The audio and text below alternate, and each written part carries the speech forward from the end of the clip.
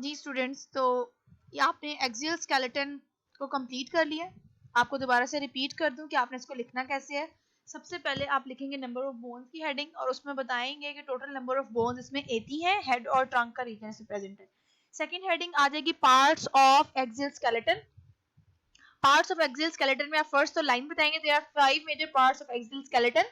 उसके बाद उनको पॉइंट्स में आपने लिखना है। Number 1 skull, and then number 2 में आ जाएगा middle ear ossicles, number 3 hyoid bone, number 4 vertebral column and number 5 chest region. ठीक है, उसके बाद आपने इन सब की अलग अलग हेडिंग देनी है और इनके नंबर ऑफ बोन्स लिखते जाने हैं। एक तो ये लॉन्ग क्वेश्चन के लिए प्रिपेयर करना है, दूसरी चीज ये कि ये आपको ऑब्जेक्टिव में भी आ सकता है।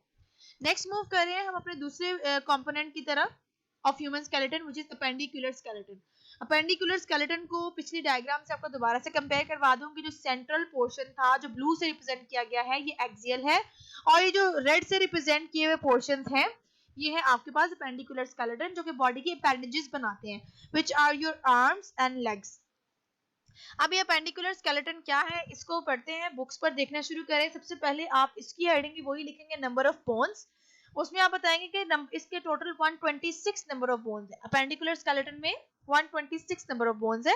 फिर आप इसमें लिखेंगे पार्ट्स ऑफ अपेंडिकुलर स्केलेटन उसी तरह से, और इसमें लिखेंगे there are 2 major parts of appendicular skeleton. इस लाइन को पॉइंट्स में लिखना है। Number 1 is pectoral girdle, number 2 is pelvic girdle. अब ये पेक्टोरल गर्डल क्या है और पेल्विक गर्डल क्या है? आपके पास वो वाली बोन्स जो आपकी बॉडी के शोल्डर और आर्म्स बना रही हैं उसको हम कहते हैं पेक्टोरल गर्डल, और वो बोन्स जो हिप बोन और नीचे लेग्स तक जा रही हैं उसे हम कहते हैं पेल्विक गर्डल।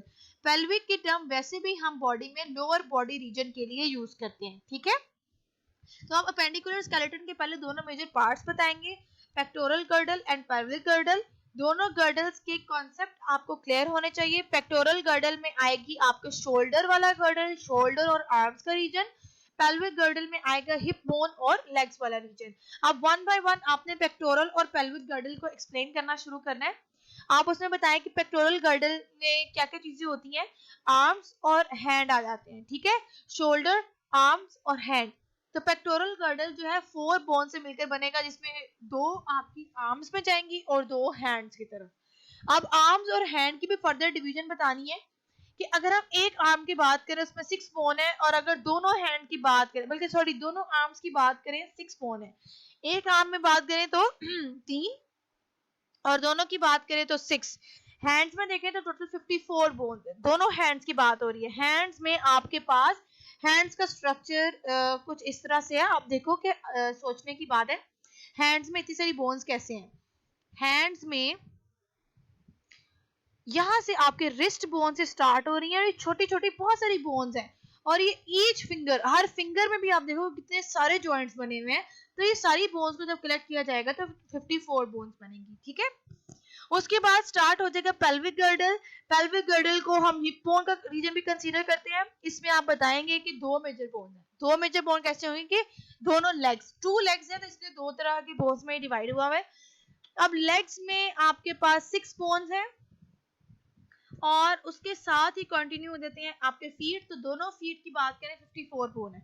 ये ईच लेग और ईच फीट की बात नहीं हो रही। दोनों हाथों की बात करें तो 2 हैंड्स में 54 बोन्स है, 2 फीट में 54 बोन्स है।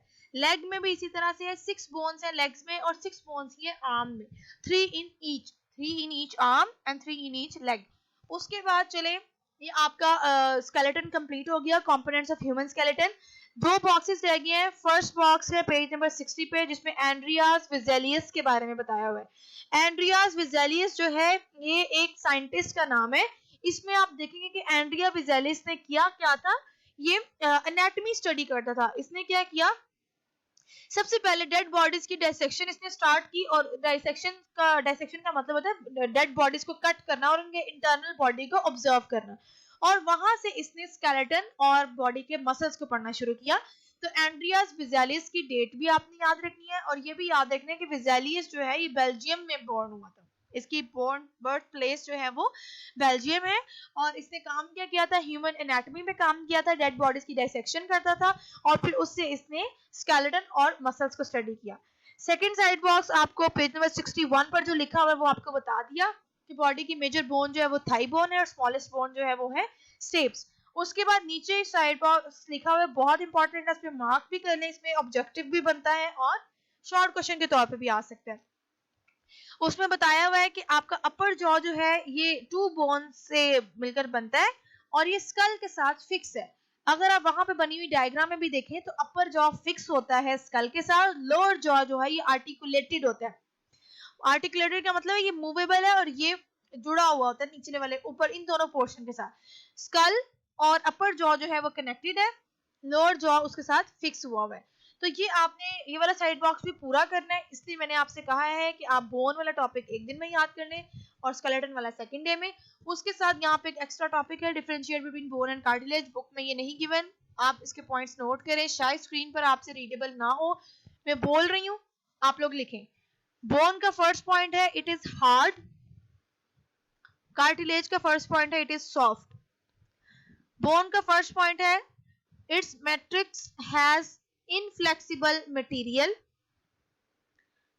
and has deposition of minerals. Cartilage में आए its matrix has a flexible material, ठीक है। फिर बोन का थर्ड पॉइंट लिखें, matrix always contain calcium salts and phosphate ions या कैल्शियम एंड फॉस्फेट मिनरल, आपकी बुक में ये लिखा हुआ है, दोबारा से लिखें, its matrix always contain calcium and phosphate minerals.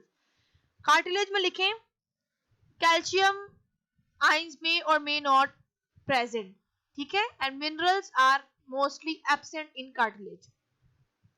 फिर उसके बाद बोन का नेक्स्ट पॉइंट लिखें, outer and inner layer of osteoblast of a bone produce osteocytes, ठीक है। और कार्टिलेज में लिखें cartilage are formed by specialised cells called chondrocytes. फिर बोन का नेक्स्ट पॉइंट लिखें, bones have rich blood supply, bones have rich blood supply. Cartilage में आप लिखें cartilage do not have rich blood supply. Bone में next point लिखें, bones have bone marrow which is present in blood corpuscle, चलें ये आप skip भी कर सकते हैं, आप सिर्फ लिखें bones contain bone marrow।